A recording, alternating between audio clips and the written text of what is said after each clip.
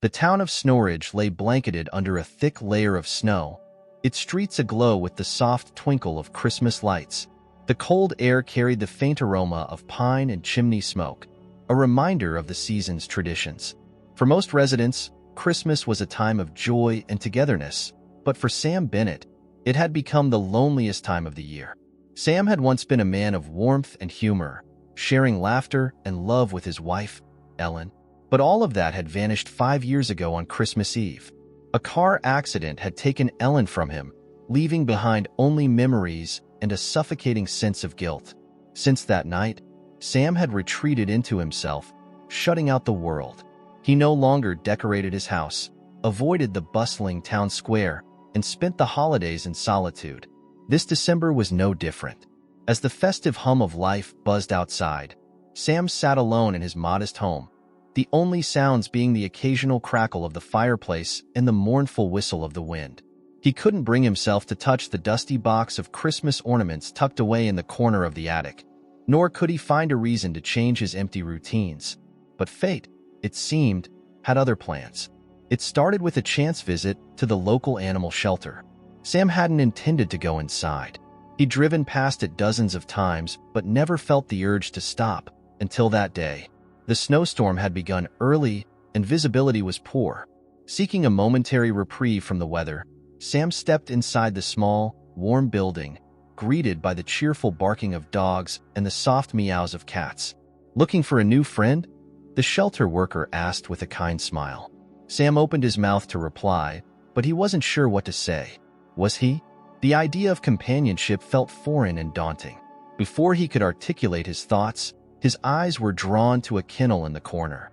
Inside sat a medium-sized dog with striking black and white fur and piercing amber eyes. The tag on his kennel read, "Henry, Australian Shepherd, male, 3 years old." Henry's gaze locked with Sam's, and for a brief moment, it was as if the dog could see straight into his soul. Something about Henry's expression, serene yet curious, made Sam pause. He crouched down to take a closer look, and Henry tilted his head, wagging his tail slowly. Unlike the other dogs, who barked and jumped eagerly, Henry remained calm, almost as if he were waiting. "This one's special," the worker said, joining Sam by the kennel.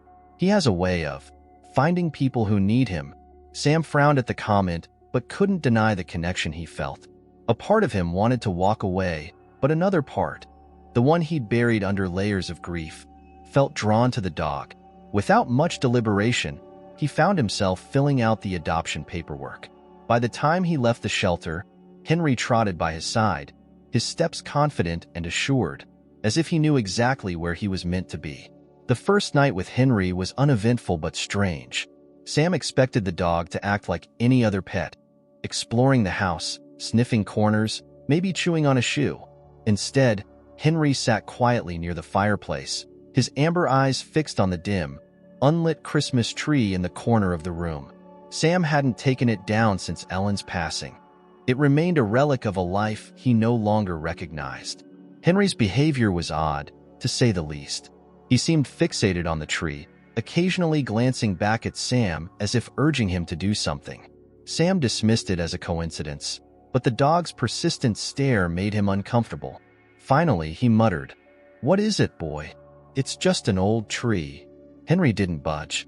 With a sigh, Sam turned off the lights and went to bed, leaving the dog curled up by the fireplace. Over the next few days, Sam noticed more peculiarities. Henry seemed unusually attuned to his emotions. Whenever Sam felt overwhelmed by memories of Ellen, the dog would quietly sit by his side, resting his head on Sam's knee. On his daily walks through Snorridge, Henry would often stop abruptly, pulling toward strangers who seemed lost in thought or carrying invisible burdens. One day, Henry approached a teenage boy sitting alone on a park bench, his shoulders hunched against the cold. The boy initially ignored the dog, but eventually reached out to pet him. Sam watched from a distance as the boy's expression softened, a faint smile breaking through. It wasn't long before word spread around town.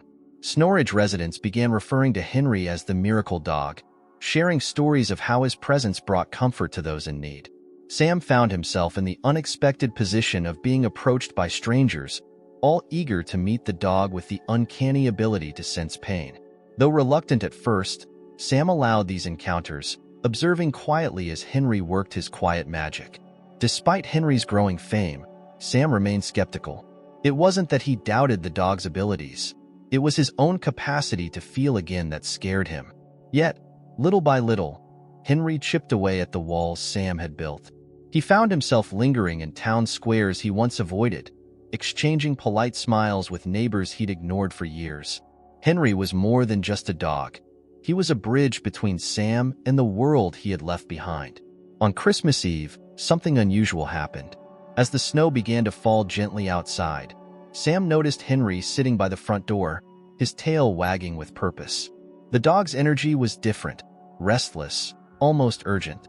When Sam opened the door to let him out, Henry bolted into the night, his paws kicking up snow as he ran. "Henry!"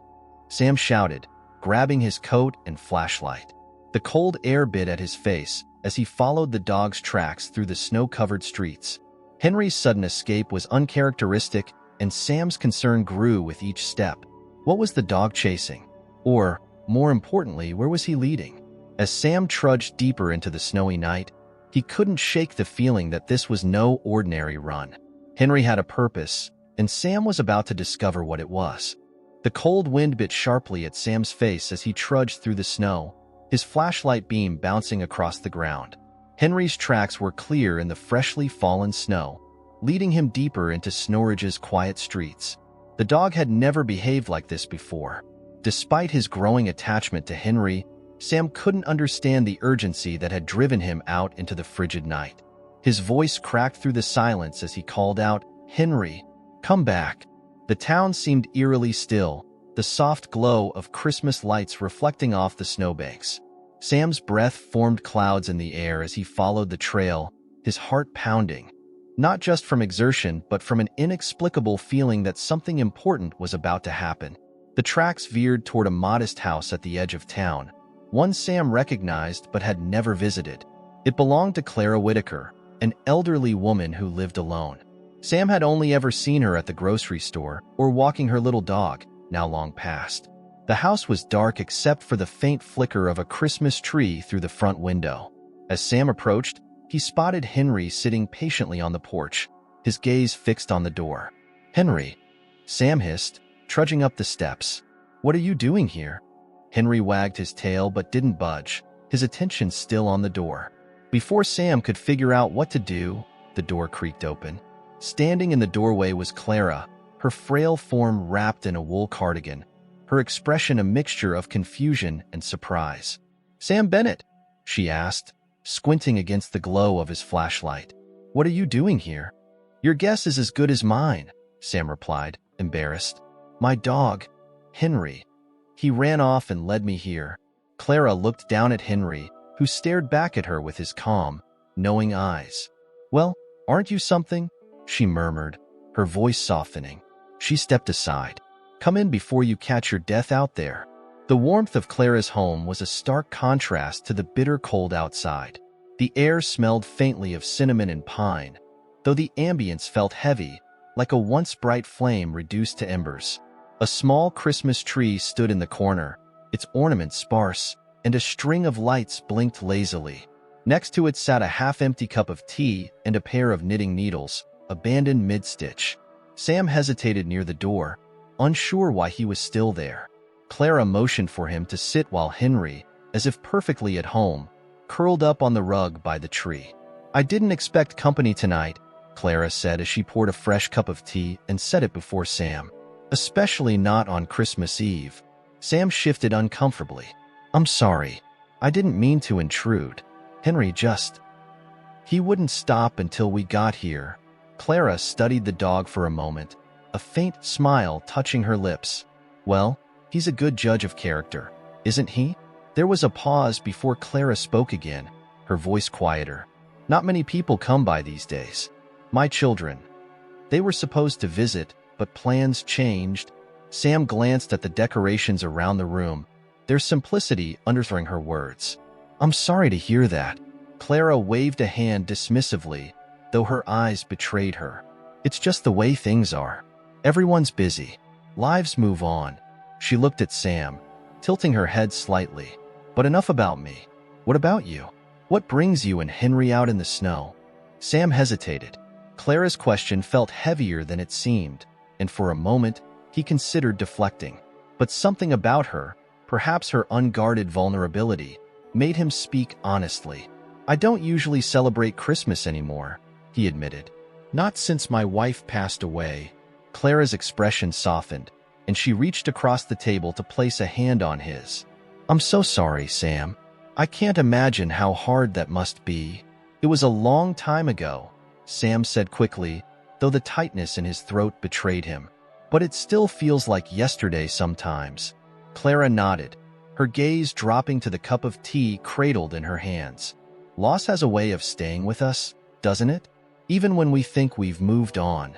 For the first time in years, Sam found himself opening up. He told Clara about Ellen, about their last Christmas together and the argument they'd had just before the accident. The guilt he carried was like a shadow, following him everywhere.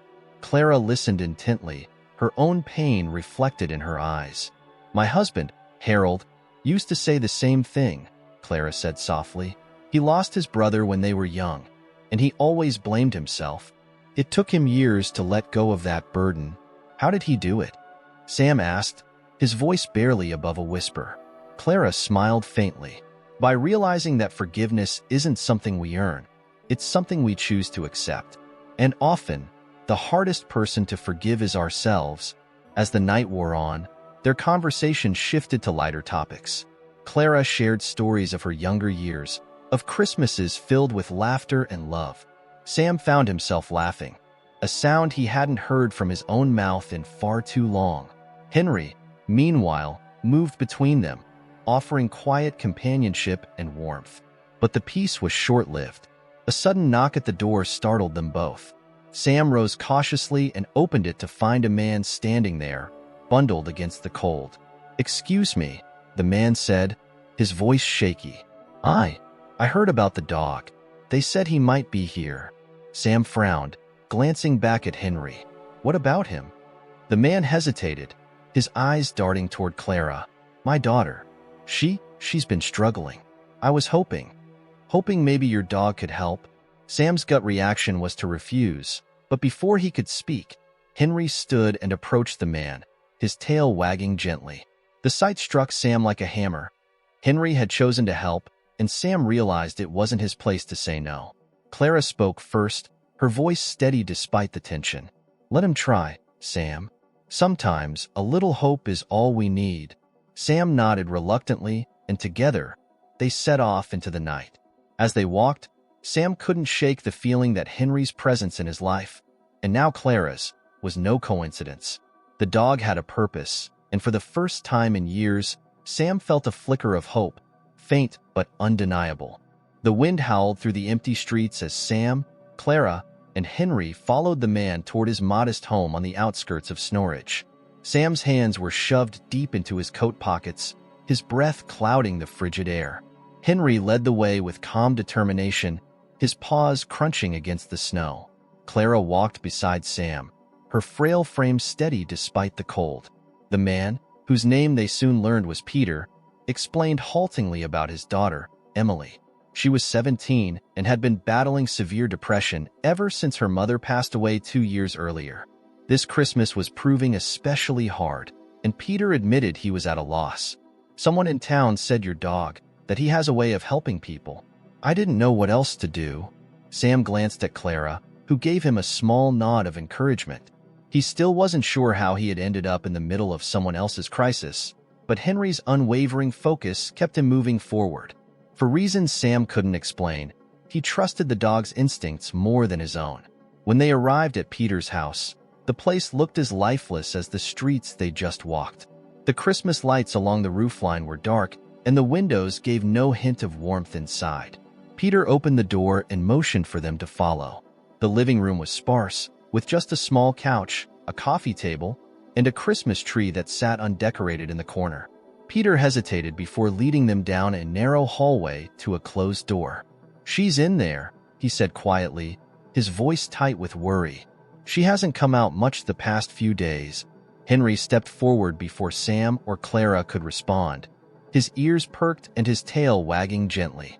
Peter opened the door just enough for Henry to slip inside, then shut it softly. Sam felt a knot tighten in his chest. He had no idea what Henry could do, but part of him wanted to believe in the dog's unique gift. For several long minutes, there was silence. Then, through the door, they heard the faint sound of movement. Clara placed a hand on Peter's shoulder as if to reassure him, while Sam stared at the door, holding his breath. When it finally opened, Emily stood there, her face pale but her eyes filled with something close to wonder. Henry was at her side, leaning against her legs as she stroked his head. I think I'd like to come out now," Emily said softly. Peter exhaled sharply, his relief almost palpable. "Of course, sweetheart. Whatever you need." As they returned to the living room, Emily sat on the couch with Henry curled up beside her. She didn't say much, but her presence alone seemed to breathe life into the room. Peter looked at Sam and Clara with gratitude etched into his face. "Thank you. I don't know how, but thank you." "It wasn't us," Clara said with a warm smile. "It was Henry." Sam, still uncomfortable with the attention, shrugged. "He seems to have a knack for this kind of thing." Peter brought out a tray of coffee and cookies, insisting they stay for a while. As they sat around the small table, the conversation turned from heavy topics to lighter ones. Emily even joined in briefly, her voice quiet but steady. Henry stayed by her side the entire time, his presence a silent comfort. When they finally left, the mood had shifted. Peter stood in the doorway, his arm around Emily's shoulders, and waved as Sam, Clara, and Henry walked away. The snow had begun to fall again, the flakes catching the faint glow of the streetlights. "That was remarkable," Clara said, breaking the silence. "I've never seen anything quite like it." Sam nodded, though he didn't reply. He couldn't shake the feeling that Henry's actions were guided by something far beyond his understanding. The dog had led them to Clara, then to Peter and Emily. What was next? The answer came sooner than Sam expected. The following morning, Henry was gone. Sam woke to an empty house, the dog's bed untouched. Panic surged through him as he searched the yard and nearby streets, calling Henry's name. Clara, who had stayed the night at Sam's insistence, joined the search, her worry evident. "He wouldn't just leave," Clara said as they combed the town square. "Not without a reason." Sam felt a sharp pang of fear. But where would he go? Their search eventually led them to the outskirts of town, to an old, abandoned barn that had long been forgotten. Henry's tracks were faint but discernible in the snow, leading straight to the barn doors. Sam hesitated, his heart pounding as he pushed them open. Inside, the barn was quiet and dim, the air heavy with the scent of aged wood and dust. Henry stood in the center of the space, his nose pressed against an old wooden chest. Sam and Clara approached cautiously, their footsteps echoing in the stillness. When Sam reached the chest and opened it, his breath caught in his throat. Inside was a collection of items that instantly transported him back in time. A photograph of Ellen smiled up at him, her face bright and full of life. Next to it was a letter, its paper yellowed with age. Sam's hands trembled as he picked it up, recognizing the handwriting immediately. "What is it?" Clara asked gently. Sam unfolded the letter and began to read. It was a note from Ellen, written shortly before her death. She had intended to leave it for him as a surprise, a way to mend the argument they'd had before the accident. In it, she asked for his forgiveness and assured him of her love, no matter what. Tears streamed down Sam's face as he finished the letter. He had never known it existed. The weight of his guilt, which had haunted him for so long, began to lift. She forgave me," he whispered. Clara placed a comforting hand on his arm. "And now it's time to forgive yourself." As they left the barn, Henry trotted beside them, his mission seemingly complete. Sam felt a profound sense of gratitude toward the dog who had led him not just to others in need, but also back to himself. Clara, too, seemed lighter, her presence a reminder that healing often comes from the most unexpected places. But Henry had one more surprise in store. That night, as Sam and Clara sat by the fire sharing stories, Henry slipped out the door unnoticed. When Sam went to check on him, the dog was gone again, his tracks leading toward the shelter where their journey together had begun. Sam stood at the doorway, the letter from Ellen still in his pocket, and smiled. Henry had come into his life at the exact moment he needed him most, and now, it seemed, the dog was ready to do the same for someone else. The air was crisp and still as Sam stood on his porch, his eyes scanning the snowy landscape for any sign of Henry. It had been hours since the dog disappeared again, and though Sam tried to reassure himself, he couldn't shake the hollow ache in his chest. Henry had become more than just a companion. He was a bridge to healing, a guide who had somehow steered Sam through the darkest corners of his grief. Clara appeared behind him, her voice soft but steady. If Henry left, it's because he had another purpose. He always knows where he's needed. Sam nodded, though the words didn't bring much comfort. I wasn't ready to let him go. Clara rested a hand on his shoulder. Sometimes, the best gifts aren't meant to stay. They come into our lives, change us, and then move on. Sam sighed, his breath visible in the cold. Deep down, he knew she was right. Henry had already given him more than he could have imagined. Still, he felt a nagging pull to find the dog, as if their story wasn't quite finished. The next morning, the town of Snorridge was alive with holiday cheer. Children laughed as they played in the snow. Families gathered to exchange gifts, and the smell of fresh-baked pies wafted through the air. Sam, however, felt detached from it all. Clara stayed with him, offering quiet companionship, but neither could ignore the absence of the dog who had brought them together. As they sipped coffee by the fireplace, there was a knock at the door. Sam opened it to find a young woman standing there, bundled in a thick coat. She had an air of nervous determination, her hands clutching a leash. "Are you Sam Bennett?" she asked. "I am," Sam replied cautiously. "Can I help you?" The woman hesitated, then stepped aside. At her feet stood Henry, his tail wagging gently. Relief and joy surged through Sam as he crouched down to greet the dog, who licked his face as if apologizing for the time apart. "I think Henry has been helping me," the woman said, her voice trembling. "I'm Jessica. I volunteer at the shelter where you adopted him." Sam stood, still processing the moment. "He went back to the shelter?" Jessica nodded. "He showed up late last night. I wasn't sure what to do, but then I found this." She reached into her pocket and pulled out a small, folded piece of paper.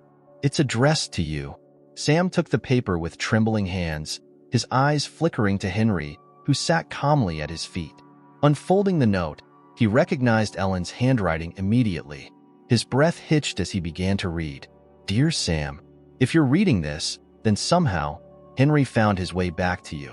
I don't know how I know this, call it a feeling, but I believe he was meant to guide you. I know you've carried the weight of guilt since I left, but you need to know it wasn't your fault. None of it was. What happened to us was just life. Messy, unpredictable, and sometimes heartbreaking. But you gave me so much joy, Sam, and I want you to carry that with you, not the pain. This town, these people, they need you, Sam. And I believe Henry was sent to remind you of that. You have so much to give, even when it feels like you've lost everything. Love doesn't disappear. It transforms. And I hope, with Henry's help, you can find that love again. Always yours, Ellen." Tears blurred Sam's vision as he finished the letter. He felt Clara's presence at his side, her hand resting lightly on his arm.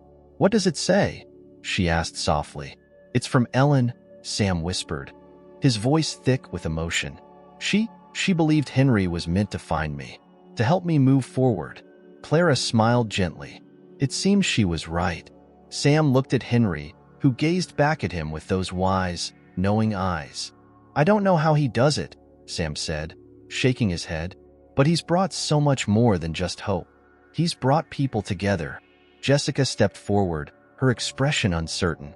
"I've seen it happen so many times at the shelter.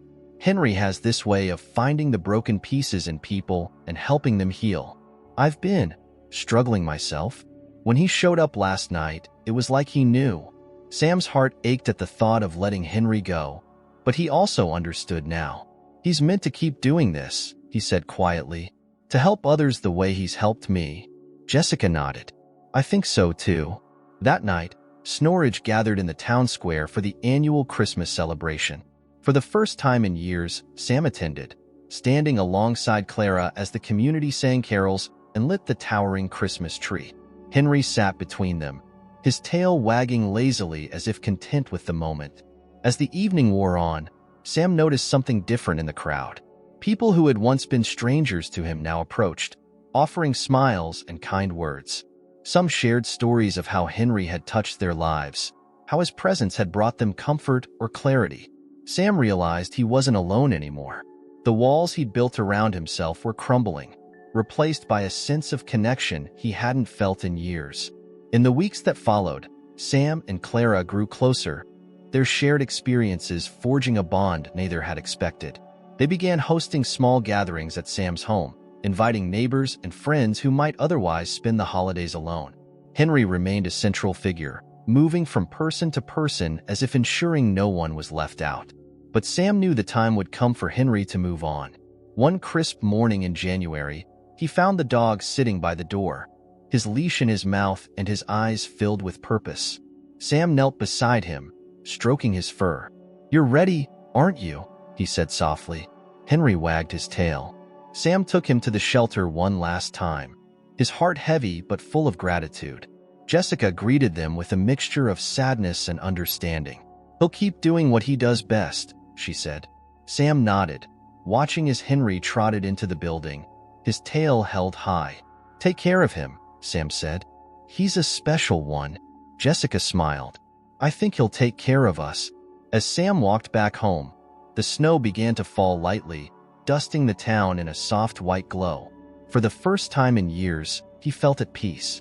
Henry had taught him the power of connection, the importance of forgiveness, and the enduring strength of love.